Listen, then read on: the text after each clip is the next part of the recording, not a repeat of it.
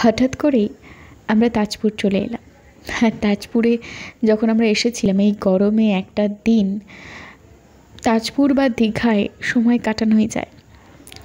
এইভাবে আমরা নিজের মাইন্ডটাকেও ফ্রেশ করে নিতে পারি একটু একটা দিনের জন্য ঘুরে। আমরা যে রিসর্টে উঠেছিলাম সেটা ছিল লেক ভিউ। আর সত্যি কথা বলতে এত সুন্দর এই রিসর্টটা, সেই কারণেই আমি আরও বেশি করে শেয়ার করলাম।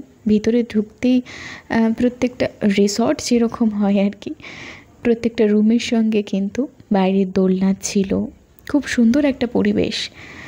আর ওদিকে আমরা যখন আগের সপ্তাহে গিয়েছিলাম এতটা বেশি গরম ছিল না, আর একটু হালকা বৃষ্টি হয়েছিল, সেই কারণেই আরও বেশি গরম ছিল না।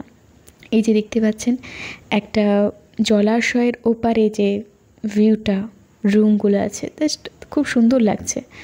এই যে আর রাত্রেবেলা এখানে খুব অল্প আলো ছিল, ছবিটা খুব মানে অন্ধকার অন্ধকার মতন আসছে, কিন্তু ভিউটা কিন্তু খুব সুন্দর লাগছে। এই অল্প আলোতে কিন্তু যেটা আমি চোখে দেখেছি ওটা কিন্তু বেশি ভালো।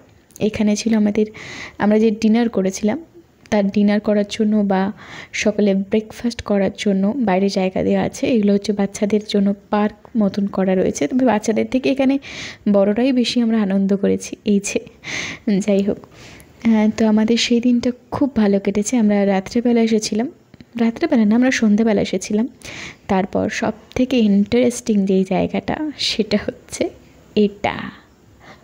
এখানে এত বেশি গান চলছিল যে কারণে আমাকে পুরো ভিডিওটাই মিউট করে রাখতে হয়েছে, কারণ গানটা যদি আমি দিয়ে দিই তাহলে আমাকে কপিরাইট দিয়ে দেবে।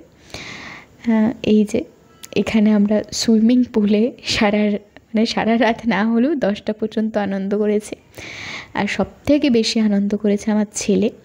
এই গরমে যদি কেউ জল ঘাঁটতে পারে তাহলে সেই সুযোগটা কি সে ছাড়বে?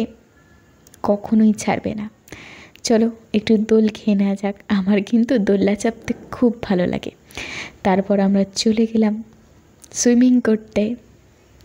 সুইমিং করতে করতেও এখানে খাবার ব্যবস্থা ছিল, তবে ওখানে না, বাইরে পকোড়া ছিল, মাছের কাটলেট ছিল, পটেটো ফিঙ্গার ছিল। আর রাতের খাবারে ছিল ভাত, ডাল, নবরত্ন তরকারি, চিকেন, চাটনি, পাঁপড়, মিষ্টি।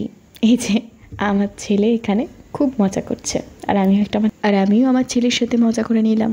এই যে আমার ছেলে তো সারাক্ষণ সাঁতার কেটেই গেল।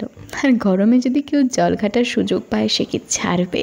আমি আর আমার ছেলে তো এই জল ঘাটার সুযোগ একদমই হাতছাড়া করিনি।